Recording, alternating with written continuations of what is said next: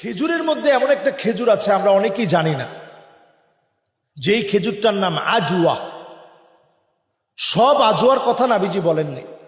Aizawl Medina, মদিনার একটা Ajwa ছিল, যে আজওয়ার কথা নবীজি বলেছেন। মদিনার আজওয়াটা যারা খাবে, এটা এত বেশি পাওয়ারফুল, যেটি বিষক্রিয়া, ধরুন কেউ বিষ খেয়ে ফেলেছে ভুলে, শরীরের এই বিষক্রিয়া বন্ধ করার জন্য, নষ্ট করে দেওয়ার জন্য আজওয়াল মাদিনাটা অনেক বেশি কার্যকরী।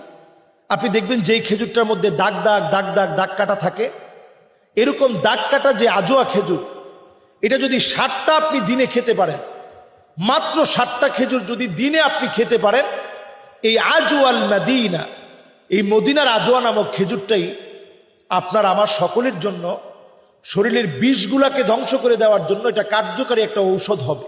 মহা ঔষধ হিসাবে আমরা কিন্তু এখন আজওয়াল মাদিনা আমরা খেতে পারি, প্রত্যেকে সংগ্রহে রাখতে পারি, এবং প্রত্যেকেই এটা আমরা খাবো ইনশাল্লাহ নিয়ত করে।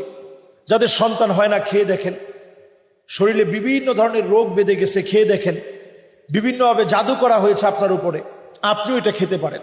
প্রত্যেক রোগের জন্যই প্রতিদিনে 60টা করে আজওয়াল মাদিনা, মদিনার আজওয়াটা আমরা ট্রাই করতে পারি।